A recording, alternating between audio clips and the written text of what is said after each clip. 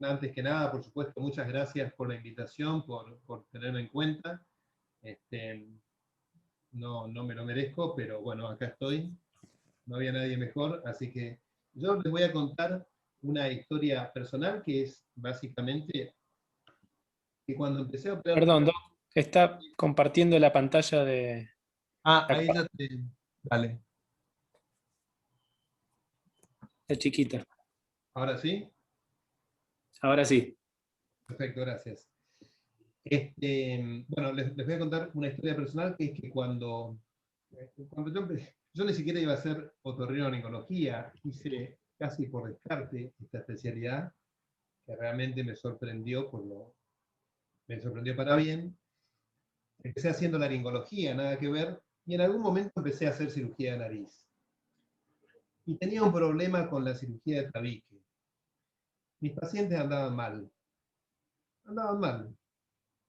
En el mejor de los casos, cuando venían al postoperatorio me decían, sigo igual, pero a veces me decían, estoy peor que antes. Y tengo un mal manejo de la frustración, realmente no sé convivir con el fracaso, así que a partir de ahí dije, bueno, ¿por qué? ¿Por qué? ¿Por qué andan mal? Y me di cuenta que en realidad yo sabía operar, pero no sabía por qué operaba, no sabía por qué operaba, no sabía para qué operaba, no sabía qué tenía que cambiar, no sabía qué pasaba con la nariz fisiológicamente. Entonces fui averiguando y lo que descubrí es lo que les voy a compartir ahora. Básicamente lo que tenemos que hacer, o lo que yo hice, fue cambiar el paradigma. En vez de pensar en modificar estructuras nasales que me parecían por la tomografía o por lo que sea que estaban alteradas, pensaba en qué función estaba alterada o empecé a buscar la respuesta de por qué una función estaba alterada y qué tenía que ver eso con una anatomía alterada.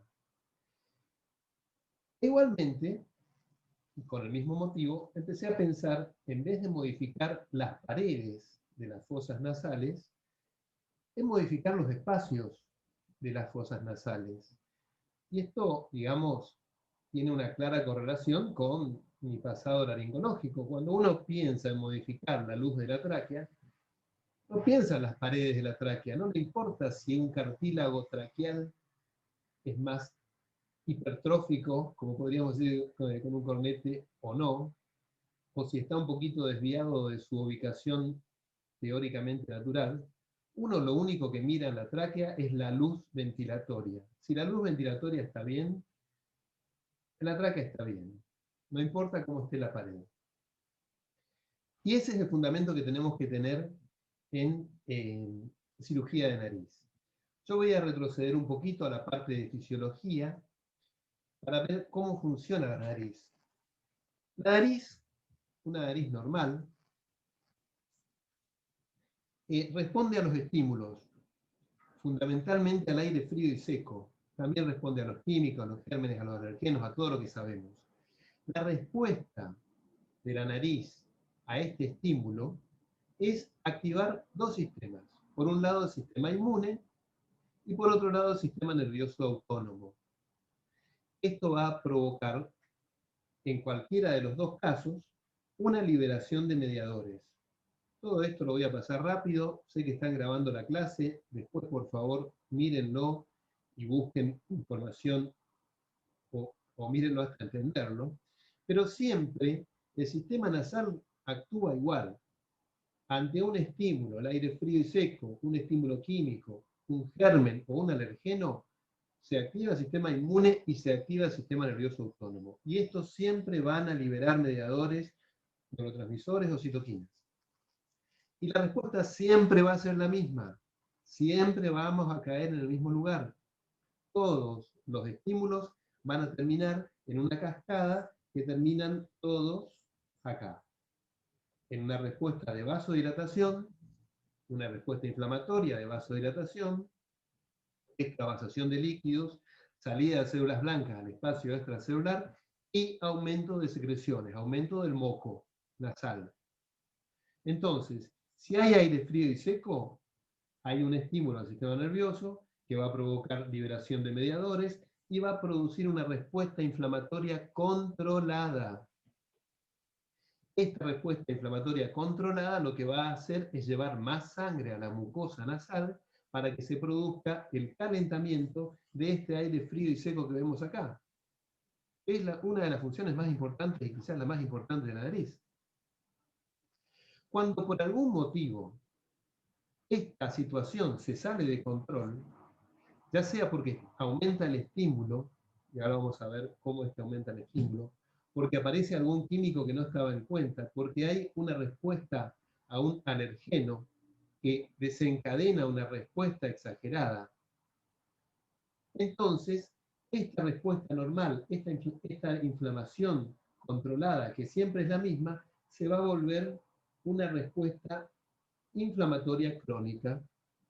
Y vamos a ingresar en un círculo vicioso que nos va a llevar a un paciente crónicamente enfermo. El paciente crónicamente enfermo es el que vamos a tener que mirar para decidir si es un paciente que va a requerir tratamiento quirúrgico o tratamiento médico, o los dos. Bien. Ahora, en este círculo vicioso que veíamos recién, están los distintos lugares que pueden afectarse en la generación de una rinitis o una sinusitis crónica o una patología crónica de la nariz. La buena noticia de esto es que no hay más que saber, salvo en patología tumoral o en patología, no, ni siquiera en patología traumática, salvo en patología tumoral, esto es todo lo que tenemos que saber de la nariz. Donde tenemos que identificar en qué lugar de esta cadena fisiológica de respuesta inflamatoria controlada se descontroló el asunto. ¿Sí? Y ahí administrar lo médico y lo quirúrgico. Vamos a hacer un breve repaso de esto, pero básicamente de lo que estamos hablando es que los estímulos, ¿cuáles pueden ser? Dijimos aire frío y seco. Cuando el aire frío y seco se convierte en un estímulo patológico, cuando hay una desviación septal, por ejemplo. ¿Por qué? Porque la desviación septal transforma un flujo de aire normal en un flujo de aire turbulento y acelerado dentro de la nariz. Si yo tengo una nariz, supongamos que esta sea un esquema de las fosas nasales, ¿no? Con mis cornetes, donde estos son los espacios por donde circula el aire. Si yo tengo el tabique desviado, este flujo, que ahora vamos a ver cómo es, se va a alterar. Y al entrar, sorprendentemente al entrar en la zona donde hay más espacio, va a producir una turbulencia permanente que va a ser un estímulo permanente sobre la superficie mucosa de mi cornete. Entonces el cornete va a tener un estímulo de aire frío y seco permanente que lo va a llevar a una respuesta de congestión permanente. Todos sabemos que en las desviaciones septales el paciente siempre, o la mayor parte de las veces, acusa síntomas del lado hacia el que no está desviado el tabique. Este lado, donde el flujo va a seguir siendo laminar, no tiene tanta hipertrofia de cornete como el lugar donde tiene más espacio el cornete para crecer y donde hay más flujo turbulento. Entonces, es ahí donde el estímulo aire frío y seco está aumentado, que me va a llevar con el tiempo a una rinitis y eventualmente a una sinusitis crónica de causa mecánica. Bueno, lo mismo cuando hay un alergeno presente, va a provocar que se liberen ciertas interleuquinas específicas, derivadas del fenotipo de cada uno, que va a hacer que ese paciente tenga una respuesta crónica alérgica. Y o sea, la vía inmunitaria está sobreusada por un estímulo alergénico y por una respuesta inmune desproporcionada que va a generar una congestión permanente. De nuevo, el pobre cornete va a recibir de nuevo vasodilatación, mediado por las interleuquinas en este caso, y eso va a generar un aumento del volumen, un aumento del líquido en el espacio extracelular, un aumento de células blancas que van a pasar al espacio extracelular. Lo interesante en la alergia es que En cada episodio alérgico, las células blancas que llegan con el líquido, con la congestión, se quedan en la submucosa. Entonces, ¿qué va a pasar? El próximo episodio alérgico, si es muy seguido al previo, va a generar una respuesta mucho mayor que el episodio previo. Y si el estímulo alérgico es permanente, llega un momento en que hay tal acumulación de células blancas en la submucosa de los cornetes que cualquier estímulo, aunque el paciente no sea alérgico a eso, cualquier contacto con cualquier sustancia capaz de desencadenar una congestión, va a producir una respuesta sumamente inadecuada, sumamente desproporcionada, y esto hace que ya los pacientes no respondan solamente al tratamiento antialérgico. Por eso los pacientes alérgicos crónicos muchas veces vamos a necesitar una resección del tejido urbinal para poder controlar la respuesta alérgica. Por supuesto, esto cuando haya un cornete polipoideo, no cuando haya solamente una hipertrofia de cornetes. Bueno, muy bien. Decimos entonces las vías de respuesta son solamente dos. La vía inmune o la del sistema nervioso autónomo. Chicos, no les podemos errar. Siempre vamos a acertar, alguna de las dos tiene que ser. Si identificamos cuál, vamos a poder ser más precisos con nuestro tratamiento. Y la respuesta siempre va a ser la misma. Lo interesante es que muchas veces, cuando la vía inmunitaria es la que está alterada, por alterar tanto el flujo aéreo como la cantidad de moco que hay en la superficie, el sistema nervioso autónomo también va a empezar una respuesta inflamatoria para controlar la cantidad de moco presente en la nariz. ¿Sí? No me voy a meter mucho en esto porque si no, no nos vamos más, pero es muy interesante estudiar cómo funciona el sistema nervioso autónomo en el control de la cantidad de moco y de la calidad del moco en la nariz. Ahora igual algo vamos a nombrar más adelante. Bueno, y la respuesta siempre va a ser la misma: liberación de neurotransmisores, liberación de citoquinas y reclutamiento de células blancas. Es el único mecanismo que tiene la nariz para generar congestión. Siempre va a ir por ahí. Entonces siempre pensemos en esta vía y seamos racionales y usemos la evidencia para dar nuestro tratamiento. Entonces, ¿cuál va a ser el efecto? Vasodilatación, congestión, aumento de las secreciones. Esto tiene un efecto benéfico para los otorrinolaringólogos, que es que siempre el corticoide va a actuar bien, porque siempre me va a actuar sobre esta parte, sobre la respuesta de la liberación de citoquinas, del reclutamiento de células blancas, va a disminuir la congestión, va a disminuir la cantidad de secreciones endonasales. Pero por supuesto el paciente no puede vivir a corticoides. Las características del paciente, lo que ahora llamamos fenotipo, van a definir si la manifestación de su rinitis viene por una alteración de la vía única en un punto o en varios puntos. ¿Sí? Bueno, esto más o menos ya lo expliqué. Sigamos.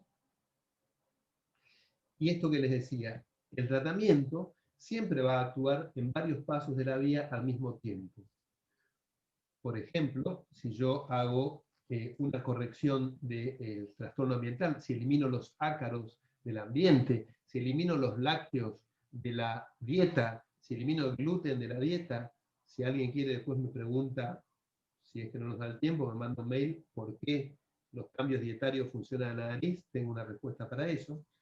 O la corrección quirúrgica también disminuye el estímulo. Cuando hay una alteración del flujo nasal, y ese flujo nasal alterado se convierte en un constante estímulo de aire frío y seco para el cornete, para la mucosa nasal, si yo corrijo la anatomía de esa nariz, voy a sacar ese factor, ese estímulo. Entonces ahí estoy actuando sobre el estímulo.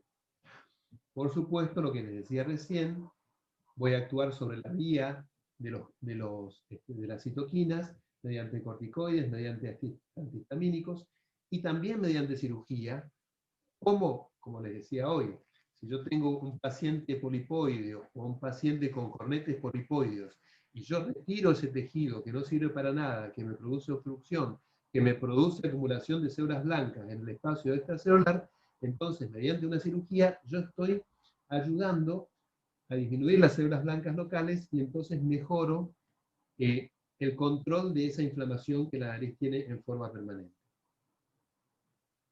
Bueno, y lo mismo, respecto a la respuesta, si yo uso antihistamínicos, la histamina siempre está presente en los cuadros de irritación crónica, de patología crónica de la nariz, el corticoide siempre funciona, el hipatropio, el bromuro de hipatropio a veces funciona, y la cirugía muchas veces funciona, por suerte para nosotros.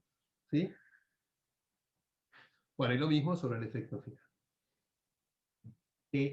Una sola cosita, les voy a hablar de esto. La anatomía que más me importa y que más genera regulación del flujo aéreo dentro de la nariz es la anatomía de la región que conocemos como válvula nasal. La región que conocemos como válvula nasal está determinada fundamentalmente por el triangular, el cartílago triangular, el cartílago cuadrangular y la presencia de la cabeza del cornete medio. ¿Sí? Estas tres estructuras y el tabique adentro, por supuesto. Entre estas estructuras generan lo que se llama la válvula nasal. ¿Y por qué es importante esta región? Porque acá, en la válvula nasal, debido a su estructura, se presenta lo que se llama flujo laminar. ¿Sí? El flujo está en láminas distribuido dentro de la nariz. Este flujo laminar tiene dos funciones. Por un lado, evitar que el aire frío y seco, que circula fundamentalmente por esta región, la región que está entre el cornete medio, el cornete inferior y el tabique, el aire que circula en esta velocidad, que es el que va a mayor velocidad, no pase tan rápido cerca de la superficie del cornete, porque si pasa muy rápido, se va a llevar toda el agua del moco, se va a llevar toda la temperatura, el moco se va a desecar, el cornete va a sentir el aire frío y seco y va a generar una respuesta inflamatoria inmediatamente pidiéndole al sistema nervioso autónomo que me mande más sangre para calentar el aire frío y seco que está pasando a gran velocidad por ahí. Si no tuviéramos este flujo laminar en esta región, la nariz estaría permanentemente seca. Sorprendentemente, el elemento más importante en la generación de flujo laminar es la presencia del cornete, de la cabeza del cornete inferior. Si yo reseco la cabeza del cornete inferior, no hay más flujo laminar. Cuanto más grande, hasta cierto punto, cuanto más grande es la cabeza del cornete, mejor es el flujo laminar en esta región. Y por otro lado, la función de la válvula nasal es generar una diferencia de presión entre el exterior y el interior. Que ahora lo vamos a ver en otro esquema. ¿Sí? Es importante la fisiología por muchas cosas. Yo no voy a entrar en estos detalles porque me parece que no es importante, pero sí esto me interesa mucho. ¿Cómo se generan las rinosinusitis crónicas? Se generan por la presencia de un fenotipo en el paciente, una forma de responder a los estímulos, por la presencia de gérmenes, y muchas veces porque le agregamos la iatrogenia. ¿Cuál es nuestra iatrogenia? Resecar de más cornete inferior, no corregir adecuadamente una nariz, no generar un buen espacio ventilatorio nasal. Entonces, por favor, no hagamos nada de menos, pero tampoco hagamos nada de más para no convertir a un paciente rinítico crónico en un paciente rinosinusítico crónico. ¿Sí? Siempre lo que tenemos que hacer es llevar al paciente a una anatomía normal, insisto, no una anatomía normal de las paredes, sino una anatomía normal de la luz nasal, para que la nariz funcione bien. Una nariz anatómicamente normal genera una función normal. Una función normal genera un epitelio normal. Cuando el flujo nasal se altera, empiezan las alteraciones del epitelio nasal y del moco nasal. Entonces, siempre hacer lo mínimo indispensable para que el paciente recupere su funcionalidad. Con esto no los estoy dando el ok para que metan a pacientes sanos en quirófano y no les hagan nada o les toquen un poquito el cornete. No, eso no está bien, se los voy contando. Lo que digo es, solamente voy a tocar un cornete en el caso de que el cornete tenga un contacto con el tabique a expensas del crecimiento del cornete. Si no hay un contacto del tabique a expensas del crecimiento del cornete, voy a tratar de no tocar el cornete, sobre todo a nivel de la cabeza del cornete. Si no, voy a tratar de enderezar el tabique y que el flujo ventilatorio nasal normal y la fisiología nasal se encarguen del resto. La evidencia dice que en este momento en Europa más del 70% de los cirujanos de nariz solamente hacen lateralización de cornetes. O sea que solamente el 30% de los pacientes reciben una turbinoplastia. ¿Sí? Y ellos miden mucho más que nosotros, así que en principio prefiero creerles. Marcelo, te interrumpo con una pregunta. Dale. Y te hago esta pregunta porque justamente lo que hacemos todos es cauterizar los cornetes. Entonces, esto va en contra de lo que hacemos todos los días. Bueno, en realidad acá vamos a ver. Lo que yo tengo que pensar son dos cosas respecto a esto. Que yo lo que tengo que... A ver, perdón, un poquito más adelante, a ver. Bueno, no, sigo allá. Yo lo que tengo que pensar es que la luz nasal a nivel de la válvula tiene que ser, perdón, tiene que ser esto, una S invertida del lado izquierdo del paciente, una S así alargada del lado derecho. Esto no me importa si mide 2 milímetros o si mide 5 milímetros, pero no tengo que dejar mucho espacio. Entonces, si en primer lugar, yo lo que tengo que hacer es recibir al paciente e identificar cuáles son las causas de su rinitis. Si yo probé todos los métodos farmacológicos o alérgicos y el paciente no funciona, entonces, y veo que el problema está en el cornete que se congestiona demasiado, no estoy autorizado a operar lo del cornete, pero tengo que ir con evidencia al quirófano. No tengo que resecarlo por las dudas. Número 1. Número 2. Cuando reseco cornete, nunca voy a dejarlo sin la cabeza del cornete, porque la cabeza del cornete es la que me regula toda la función de la nariz. Toda, sí, directamente. Entonces, ¿puedo reducir el cornete? Sí. ¿Pero qué tengo que reducir? Nunca reducir la mucosa, porque en la mucosa del cornete es donde están todos los receptores, tanto inmunológicos como neurológicos, para responder fisiológicamente a los problemas de la nariz, del medio ambiente y lo que sea. Si yo reseco mucosa, estoy en problema. Entonces yo puedo hacer una resección submucosa y no hay problema. Y le dejo cabeza de cornete y le dejo toda la mucosa de la cabeza del cornete. Pero te voy a decir, así como vos me decís eso, yo te digo otra cosa. Todos hacen eso, pero seamos honestos, pongamos una mano en el corazón, ¿cuántos fracasos tenemos? Porque yo recibo todos los días los pacientes que vienen y me dicen, sí, el doctor me dijo que me tiene que operar los cornetes, pero ya me avisó que me van a volver a crecer. Entonces mi pregunta es, ¿para qué le estoy resecando ese cornete? ¿Para que dentro de 6 meses esté igual? Distinto es, si yo tengo un cornete hipertrófico que me genera una obstrucción, o que yo sé que el paciente cuando se congestiona me genera una congestión que no la puedo controlar, entonces yo le voy a sacar volumen al cornete, lo voy a lateralizar y voy a enderezar el tabique, y a veces lo que yo hago es afinar el tabique, que esto es algo que antes no lo hacía, y vos me dijiste, Mosco, que vos lo hacías y te iba bien, y dije, ¿por qué le va bien? Porque a veces al afinar el cornete, saco acá las crestas maxilares, genero más espacio y no genero trastornos del flujo. Entonces yo prefiero afinar el cornete en esta zona de articulación entre cresta maxilar y cuadrangular antes de resecar mucho cornete. Lo sorprendente es que yo les digo, quizás, por supuesto que tengo que hablarles de mi experiencia, a mí lateralizando cornete me va bien, pero por supuesto, si el paciente es un rinítico crónico, además le hago un tratamiento de su rinitis basado en la evidencia. Y realmente no tengo mucho menos fracaso ahora que antes. Pero bueno, eso. Entonces, digamos, lo que yo les comparto es esto. Lateralicemos los cornetes. Si queremos hacer una reducción del cuerpo del cornete, está más permitido.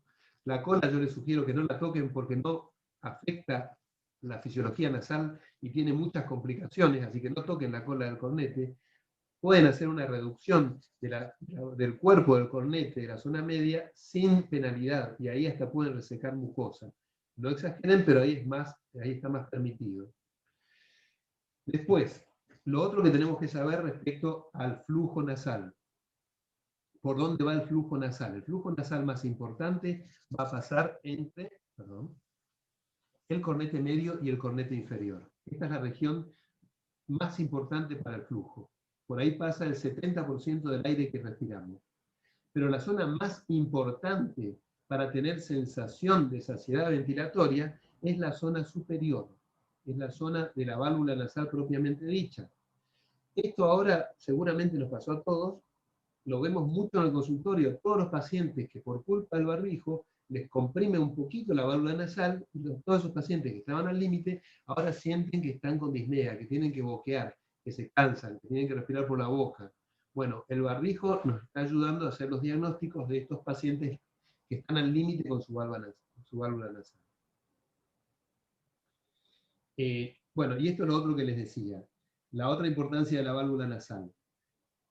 El aire entra desde el exterior hacia el vestíbulo, genera una turbulencia porque es absorbido rápidamente, en la válvula nasal hace un flujo laminar, y por detrás de la válvula nasal hace un flujo semiturbulento, que es una turbulencia controlada, se llama, bueno, no importa cómo se llama, pero es un flujo que es como una espiral. Este flujo espiralado por detrás de la lámina es lo que hace que el aire entre en contacto con gran cantidad de mucosa nasal para calentarse, para humedecerse y para filtrarse, porque ese aire va entrando en contacto con todo el moco de la nariz y va dejando todas las partículas que están de más en el aire. Y hace como un puff hacia arriba del aire, de vez en cuando, que es el que llega con baja presión a la zona olfatoria para permitir el olfato. Entonces, si yo tengo una buena lámina, una buena válvula nasal, lo que me va a permitir es una buena distribución del flujo de aire dentro de la nariz para que se cumplan todas las funciones. Entonces, de nuevo, vemos que la importancia de la válvula nasal es no solamente permitir el paso de aire, sino la distribución posterior del aire.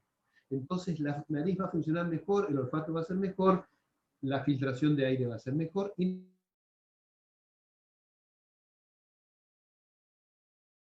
no va a haber un sobreestímulo de nariz.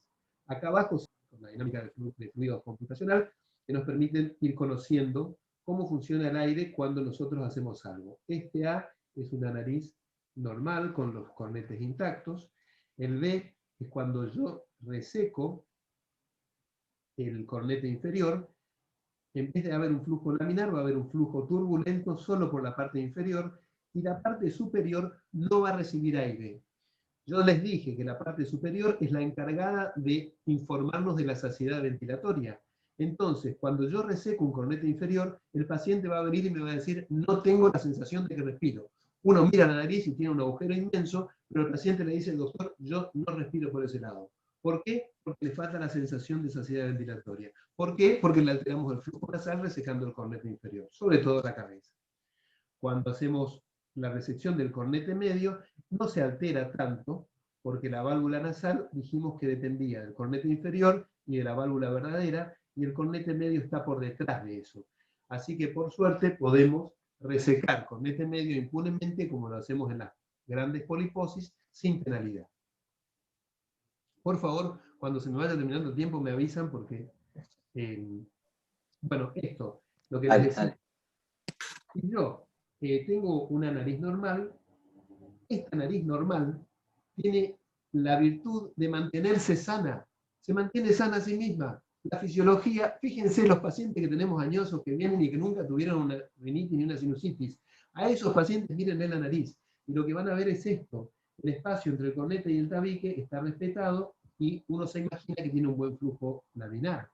Por el contrario, cuando el espacio anatómico está alterado, el flujo, al pasar permanentemente en forma turbulenta en contacto con la mucosa del cornete inferior, va a generar una respuesta inflamatoria crónica, una hipertrofia del cornete, una rinosinusitis crónica. Ya lo dije, pero me gusta repetirlo. Entonces, ¿qué tenemos que pensar? ¿Cuál es la anatomía normal que yo tengo que dibujar en el paciente para asegurarle una fisiología normal desde lo anatómico? Esto, una S alargada a la derecha, una S invertida a la izquierda. Yo tengo que ver esta imagen que está acá, perdón, esta imagen que está acá, yo tengo que verla en la tomografía, pero en el negativo. Fíjense, este es un caso. Acá yo veo, este lado es el normal, y este lado tengo amputada mi S, ¿eh?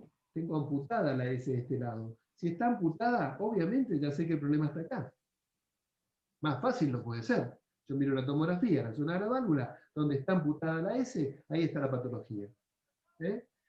Y si es a expensas del cornete o es a expensas del tabique, lo veo en parte acá en la tomografía, acá veo que ya la cresta matricial está desviada, y en parte en la endoscopía. Yo lo que tengo que ver es esta S, ¿ven?, en mi nariz. Bueno, una cosita que a mí me encanta es esto, cómo interactúa el flujo nasal y la histología. Bueno, vamos a ir un poquito hacia adelante, pero bueno, nada. Nosotros tenemos varios tipos de mucosa en la nariz. El revestimiento de la válvula es piel. El revestimiento del área de Kieselbach y la cabeza del cornete inferior en el adulto es un epitelio de transición entre la piel y la mucosa respiratoria. En la cámara nasal ya voy a tener epitelio cilíndrico ciliado pseudoestratificado. ¿Por qué es pseudoestratificado? Porque tiene mucho estímulo, tiene mucho recambio. En cambio, en los senos paranasales voy a tener un epitelio cilíndrico simple, porque como el aire no pasa con el flujo nasal por los senos paranasales, salvo que haya pasado un cirujano antes, no necesita tanto recambio. Acá entonces vamos a ver una nariz. Fíjense, esta es la mucosa de un paciente normal. Esto, vemos el espacio, un muy buen espacio, entre el cornete y el tabique, una buena válvula nasal. Ya tengo una S a la izquierda, una S a la derecha, listo. Si atrás hay un espolón, si el cornete medio es bulloso, la verdad que no me importa para la fisiología ventilatoria de la nariz. Me importa para otras cosas, pero no para eso. ¿Sí? Acá vemos con NBI. Esta es una... a ver si... este es un filtro NBI que me permite ver la vasculatura. Fíjense lo que es la vasculatura en la cabeza del cornete. Esto se ve en el adulto. Y fíjense en el área de Kieselbach cómo se desarrolla una respuesta vascular. ¿Por qué? Por el estímulo del aire frío y seco permanente que tenemos hace años los adultos. ¿Perdón? Vamos luego con esta.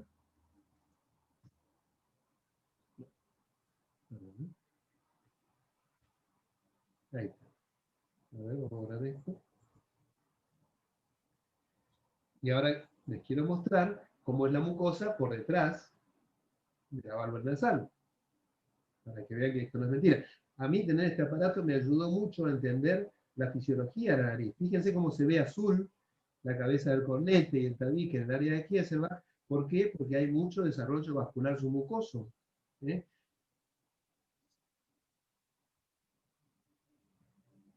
Bueno, si me voy un poquito más atrás, fíjense que atrás ya es rosada la mucosa. La cabeza del cornete medio de nuevo desarrolla vasculatura, pero fíjense que la mucosa del tabique por detrás de la zona de la válvula nasal no tiene ese desarrollo porque no recibe el impacto del aire frío y seco. ¿Y por qué no lo recibe? Porque hay flujo laminar en la válvula nasal. Entonces, si yo mantengo ese flujo laminar, está todo bien. Fíjense, esta ya es una nariz, y yo quiero mostrarles cómo se afecta el epitelio gracias a, fíjense, una nariz que parecía, si yo la miro con luz blanca, parece normal, algunas costritas, ¿sí? Poca cosa, un poquito de moco, pero uno diría que es una nariz normal. Cuando uno le pone el NDI, que nos permite ver cómo está el epitelio,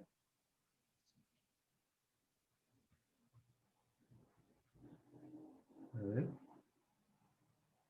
fíjense que vemos áreas de atrofia mucosa, Vamos a ver otro. Se ven. Bueno, este es un chico. Este chico todavía no tuvo la suficiente cantidad de aire frío y seco. Entonces, fíjense, la respuesta. Por esto los chicos salen a la nariz y se congestionan mucho, por eso son mocosos. Él está aprendiendo. Perdón. No tengo problemas con. Ahí, vamos a ver. Esta nariz está aprendiendo a responder al aire frío y seco.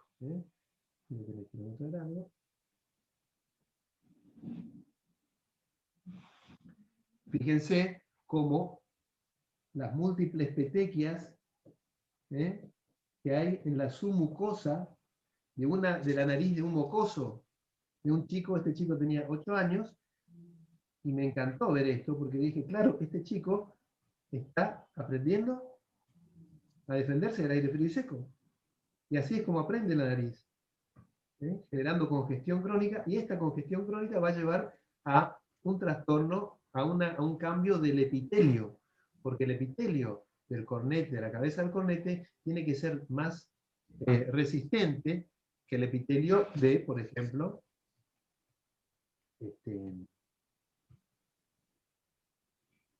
Marcelo, nos quedan 5 minutos, Marcelo. Bueno, ok. Nada, esto es, fíjense, o cirugía. Fíjense cómo el epitelio de transición llega hasta muy atrás. Este paciente tuvo 3 cirugías ya. Entonces ya su válvula tiene solamente piel, no tiene más mucosa. Esa nariz nunca va a responder. Cuanto más veces lo operemos, bueno. Entonces, ¿cuál es el patrón de flujo nasal? Ya se los dije. ¿Cómo interactúan la anatomía y el flujo? Bueno, esa S invertida generan un flujo sano que me permite una redistribución del aire dentro de la nariz para que cumpla sus funciones y que el paciente tenga saciedad ventilatoria. Lo mismo, la fisiología y el flujo. Si el flujo nasal es normal, la respuesta fisiológica va a ser normal. Si el flujo nasal es alterado, va a haber una sobrerespuesta de la nariz que me va a llevar a una rinitis crónica o una sinusitis crónica. Si yo no corrijo eso, nunca se va a corregir. Y eso a largo plazo me lleva a metaplasia de la mucosa, y ya es más difícil de corregir cuando hay metaplasia. Finalmente, además, el flujo nasal, cuando está alterado, lo que va a hacer es se va a llevar el moco, se va a llevar el agua del moco de mi nariz. Entonces, cuando tengo una alteración del moco, ya estoy en problemas severos. El moco tiene un montón de funciones. Ahora, por ejemplo, bueno, vieron que se dice que los chicos probablemente no tengan coronavirus o no se afecten por el coronavirus gracias a la presencia de la lisozima y la lactoferrina en el moco nasal. Los chicos tienen mucha más concentración que los adultos. Esa característica del moco, esa defensa natural, está buena y se conserva en pacientes que respiran mejor. Los neutrófilos viajan por el moco normal, pero si el moco está muy seco, no viajan, entonces la nariz va a ser una sinusitis permanente. Si hay un aumento del flujo nasal o de la turbulencia, el moco se seca, los neutrófilos no viajan, esa nariz no se defiende, hace sinusitis de repetición. Esto se ve en la fibrosis quística. En la fibrosis quística, el moco ya es fabricado con poco líquido, y se vio que cuando el moco está un poco más seco que lo normal, el paciente se infecta. A la fibrosis quística le pasa tanto en la nariz como en el bronquio, ¿no? Bueno, no quiero. A ver. Bueno, este es un paciente. Fíjense, vamos a ver casos que ya, para que no se duerman del todo. Fíjense, esta paciente con una alteración anatómica, pero además tenía una esclerodermia. Entonces, al factor del trastorno, miren lo que es: zonas de atrofia mucosa, de metaplasia severa, áreas de epistaxis. Acá está exagerado el efecto del flujo alterado debido a la presencia de la esclerodermia, por supuesto, pero me gusta presentar el caso justamente por eso. Esta es una resección de cornete. Fíjense, ¿qué pasa cuando hay resección de cornete? La zona de impacto del aire, en vez de ser la cabeza del cornete, se va hacia atrás. Y cuando se va hacia atrás, me empieza a secar cada vez más la nariz. Tengo menos moco que es capaz de defenderme. Y cuanto menos moco tengo, más me enfermo. ¿Ok? Ahí fíjense cómo la zona azul se va hacia atrás, hacia la cola del cornete, que antes veíamos, miren, toda la nariz azul, toda la nariz con una hiperrespuesta al aire frío y seco porque hay demasiado espacio. Les muestro una sola cosa más y termino.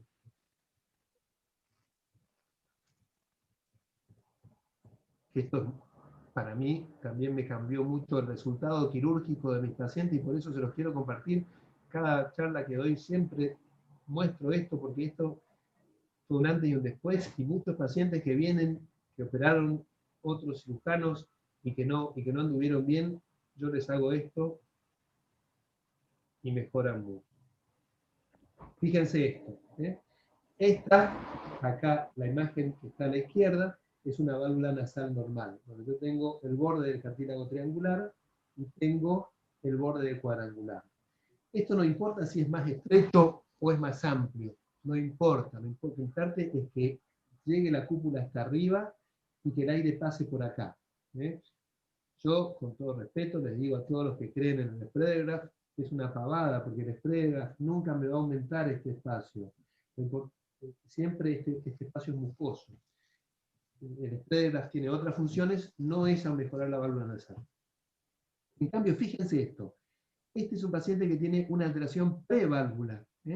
Esto está por delante de la válvula nasal. ¿Qué es esto? Empiecen a mirarlo en sus pacientes. Esto es una acodadura del borde dorsal del cuadrangular. Acá tenemos el cuadrangular y tiene esta acodadura. Esta acodadura me produce esta imagen, que la cúpula de la fosa nasal, en vez de llegar hasta adelante, se amputa ahí. Esta imagen de amputación es lo mismo que esto, y es lo mismo que esto. Entonces, ¿yo qué hago con esto? Voy hasta arriba, libero la zona entre el cuadrangular y el triangular, libero de la fibrosis que tiene con la mucosa, lo extiendo y se terminó el problema. Fíjense, ahí está, el mismo caso, lo liberé, fíjense cómo queda, perfectamente derechito, ¿ven? Ahí está. El borde del cuadrangular ahora está derecho, ya no me colapsa más. Eso lo que hace es permitirme que el aire vuelva a pasar por la zona de la válvula nasal y con eso el paciente recupera la sensación de respirar y la saciedad ventilatoria. Listo, terminé.